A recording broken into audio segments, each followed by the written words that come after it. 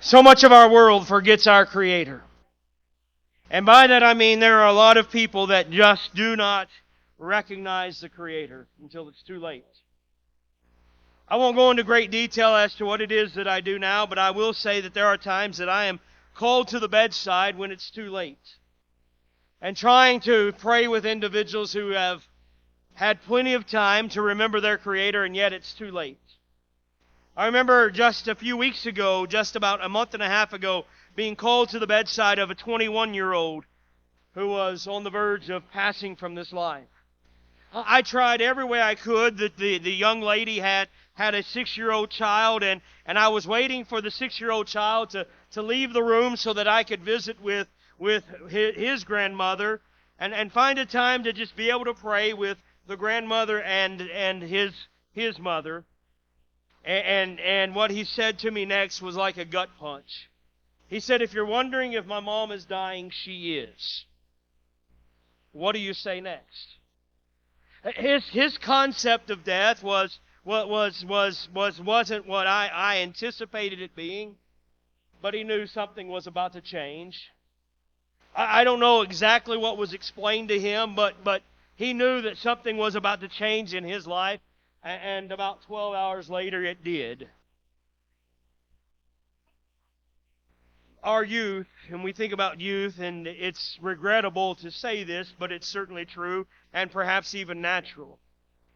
But it is regrettable that oftentimes in our youth, our understanding of eternity and an eternal God is oftentimes, regrettably, not always there.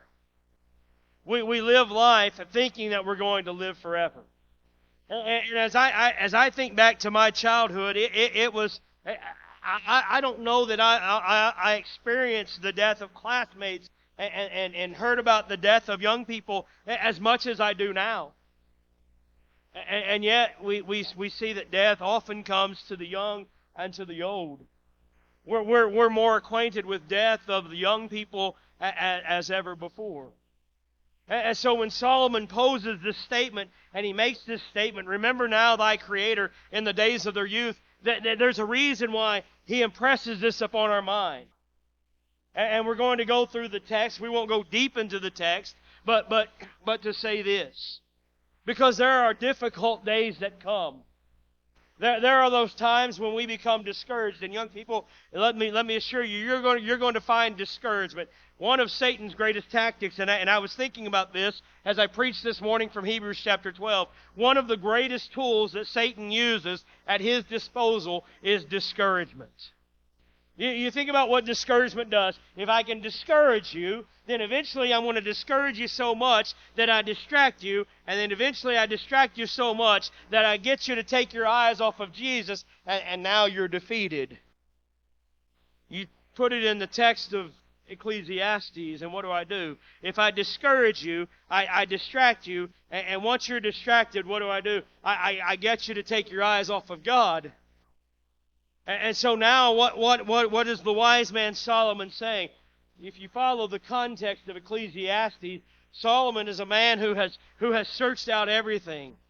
If I were to pose this one question, I want you to think deeply about this question. What is it in life that you need the most to make you happy? That if you had that and that alone, you would be happy in life. Solomon had wealth like you wouldn't believe. And yet all the wealth that Solomon had wasn't enough to make him happy. He would say of wealth, vanity of vanity, all of life is vanity without God. Solomon had all the wealth that a person could have, and yet he found himself to be without happiness. You know, when a man comes to the end of his life, he may have all the wealth in the world, but one of the things that is remarkable to me, and I've stood at the graveside of the wealthiest of individuals, and I've sat at the graveside of the poorest of people who didn't have much to pay for a funeral. And yet the end result is the same. The only difference is that the casket one is being buried in is a lot more expensive than the other. And yet the end result is the same. Without God, they're both in the same place. Vanity of vanity, all life is vanity. Maybe wealth didn't make him happy. But having all the wealth in the world meant nothing without God.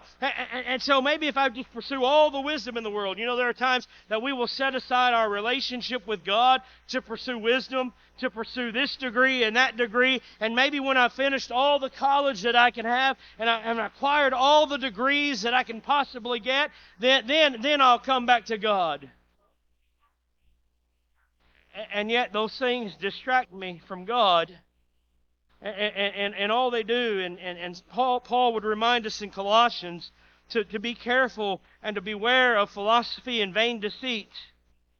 Because eventually you can become so attached to the philosophy and the vain deceit of the world that you become conformed to those things to the extent that they take you away from God and they keep you from being conformed to Christ, of whom we've sang so many songs about. And what happens? Solomon was the wise man. He was, and even though he had all the wisdom in the world, he said, vanity of vanity, all of life is vanity. A man can have all the wisdom in the world and still be lost because he's without God. And so 11 chapters of the book of Ecclesiastes are written to remind us that all this that we pursue, and after 11 chapters, Solomon comes to chapter 12, and he begins with these words, remember now thy Creator in the days of thy youth. You want some of the best practical advice? Here it is. Remember now thy Creator in the days of thy youth. Part of the reason that he would say that, and let me touch on this word remember, consider. It's not just a casual remembrance. There are things that I remember from my childhood. And I'll give you one of these. My grandmother, in 2002, I believe it was, about 2002, I was reminded, and Julie, who's here tonight, she remembers my grandmother. But I remember going to Eufaula, and that's where my grandparents were staying. That's where they were living at that time. And I remember coming home from Tennessee, and I was visiting them, and grandmother, she was sitting at the kitchen table, and I was made aware, my granddad had made me aware that she had the early stages of Alzheimer's. And I said, Grandmother, if you could give any advice to someone who's going to be a preacher, what would that advice be? She had her Bible open to 2 Timothy 2 and verse 15. She said, study to show thyself approved unto God, a workman that needed not to be ashamed, right dividing word of truth. And as long as she could, she would quote that verse. And she would quote it, and she would quote it. I remember that from my childhood. There are going to be things that we remember. But this word that Solomon uses, it's more than just having a memory of it. It is to consider deeply, an intensity, to consider deeply. Give thoughtful consideration to your Creator. And there's a lot about our Creator that we need to consider. Particularly within the framework of Ecclesiastes. We need to remember that He is our Creator. And this word Creator is used in a plural sense. And it takes us back to Genesis chapter 1, when in the creation account, this statement is made, let us make man in our image. And so we're reminded of the Godhead being present there in creation. And we need to remember that we didn't create our own selves. We're going to be, young people, you're just going to have it thrown at you that there is someone else that created us, that you're the result of some other fascinating idea and some fanciful theory. And you think about the difficult days that will come when your faith is challenged. And the necessity and the importance of remembering your Creator, because there are going to be times that your idea, your faith in a Creator that created you, that sustains you, His essence, those things are going to be challenged. Oh, the need for us to remember our Creator. But let me suggest something to our parents.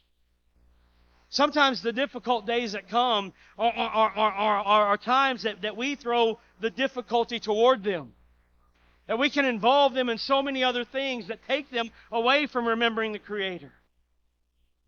There are times that we can throw so many things and get them involved in so many things that we lose sight of the important things of life, that we cause them to lose sight of remembering their Creator, that we cause them to take their eyes off of that which is most important. And so we have to have a balance. And while those other things are wholesome and good at times, we need to know the priority. We need to remember the priority. And that the greatest goal, and we're going to see it within this text, that the greatest goal and the greatest account they're going to give is not to a ball coach, is not to a teacher. The greatest account they will ever give is going to be to a God who created them. And on that day, will they have remembered the Creator in life? And so the wise man Solomon says, remember now thy Creator. Let me give you some things to remember about your Creator. Number one, remember His love for you. We sang the song just a moment ago, didn't we? When sin entered into the world, you had a Creator that loved you, gave His life, gave the very best that He could give to you. A Creator that loved you. He created you in His image. And if that were not enough, a Creator that when sin entered the world and death by sin, and that sin that separated us from Him, Isaiah chapter 59, 1 and 2. Creator that didn't just say, I'm done with you. A Creator that was going to give the very best that He had so that He could be reconciled to you.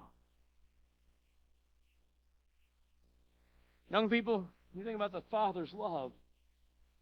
The love of Creator. Creator that loved you and gave the very best that He had to give so as to redeem you and reconcile you. The Creator, remembering this Creator. You know, you think about remembering the Creator, particularly in the days of our youth. Because sometimes the days of our youth, it's those days when the difficult things don't come. And that's not to say that we don't have difficulty in the days of our youth. But to say this. You think about all the distractions that come as we get older. All the distractions, all the difficulties, all the discouragements, all the other things that encounter us in life. And Solomon says, here's why. Remember the Creator. Something else to remember about the Creator is that what is His longing for you? He loved you, He loved us, so much that He was willing to send His Son to the world to suffer and die. And you go to the cross, particularly Hebrews chapter 12, verse 2. Looking unto Jesus, the author and finisher of our faith, who for the joy that was set before Him endured the cross. You think about what He was willing to endure for you. And it just amazes me what Jesus, what God, in sending His Son, was willing to endure for me. Let's make this personal for a moment. What He was willing to endure so that I could be redeemed, so that I could be saved. What He was willing to endure. I don't know that there is any of us in here that would be willing to endure what Jesus did, what He was willing to endure, if we would be willing to endure that for anybody. And yet all through that text in Hebrews chapter 12, all through that text, we get an indication that here it is that Jesus, at no time did He ever say, I'm going to quit. Constantly, we're reminded of His willingness to endure. Young people, there are going to be times that you're going to have that feeling, that willingness, that want to quit. But just as much as you consider the Creator, consider the Christ also. But when He was enduring the shame and reproach, He was encountering and enduring the suffering of the cross, He did not quit. And so as you remember the Creator, remember the Christ that the Creator sent to this world. Remember Him in the days of your youth so that it becomes easier as we grow older in life. Because we've remembered Him in our days of our youth, it becomes easier to remember Him as we grow older in life. And yet the text goes on and He says this, while the days come not, nor the years draw nigh, when thou shalt say, I have no pleasure in them. We get older, we get busy. We become too busy. We just don't have time. We don't have time to do this or do that, or we don't have time for this. We become engaged in so many other things. We become distracted. Young people begin to build priorities now. You know, when I obeyed the gospel, it was a long time ago. I remember going and sitting with the preacher who was preaching there at that time, a long time ago. And I remember that conversation, walked into his office, and he handed me a Bible. I still have that Bible now. But I remember that conversation that I had with him. And he said, now that you've been baptized, let me tell you about commitment.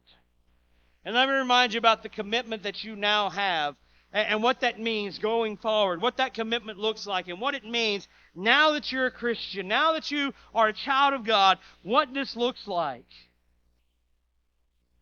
And he really emphasized the importance of commitment and being committed to Christ, being committed and establishing that commitment going forward. I remember that conversation just like it was yesterday. And there's going to come times when you wake up and you say, you know, I just don't have any pleasure in that. You know, the older you get, that certainly rings true. I was sitting with a patient not long ago. His health is declining, and he asked me this question just the other day. He said, why am I here? Some difficult conversations that you encounter, 83 years of age. Why am I here? Why am I still here? How do you respond to a question like that? Why am I still here? And as best as I could answer that question, my answer was, you may not understand, you may not realize, but you're here to be a blessing and an encouragement to me. And as much as that individual could give a smile, that smile came across their face. There are going to be times when, as we grow older, that we wonder that same thing. Where it does not seem that from day to day we have any pleasure living from day to day. What is my purpose here? My purpose may be to encourage somebody else. But ultimately, whatever it may be, whenever I draw my last breath, from my first breath to my last breath, this becomes my purpose in life. Solomon picks up on this as he closes this book. And that is this. Fear God and keep His commandments. This is the whole of man. That's the purpose of life as he draws this conclusion. But in between there, we find ourselves with this. Several considerations as to why we remember now the Creator in the days of our youth. Whether we like to admit it or not, we are growing older. And as we grow older, our bodies change. And that's kind of the essence of the middle of this text. And he reminds us of some of the things that change with our bodies. And he uses some of these pictures, these word pictures. While the sun or the light or the moon or the stars be not darkened, nor the clouds turn to the rain, in the day when the keepers of the house, we start growing older. We start growing older. We become less likely to be willing to go to heights and depths. Don't carry as much weight as we used to. We don't have the strength that we once did. And so we get older and older and older. And yet even and what's remarkable to me is that even while the outward body and while the body begins to decay and while the body deteriorates, there's something about the soul. There's something about the inner man. And Paul would pick up on this in 2 Corinthians. There's something about the inner man that is renewed and strengthened. And I remember seeing this with my granddad. See it with my grandmother. In 2020, as my granddad was as they called the family in, and I got to visit with my granddad.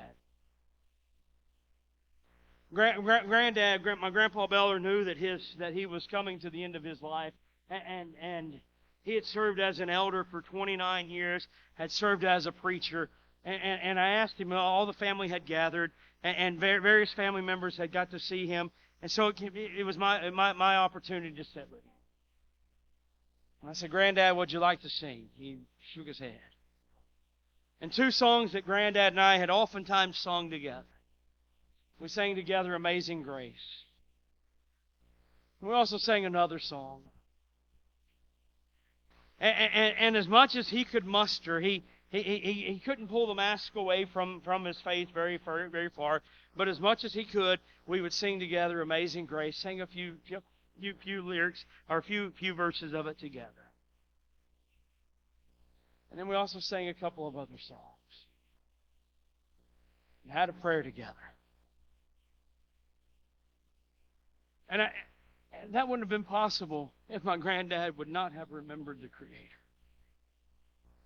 It amazes me to sit with individuals who have lost the mental capacity to remember a lot of things. And family members have even told me this. They'll say, "Chaplain, my family can't even remember my name." And I said, "Watch this.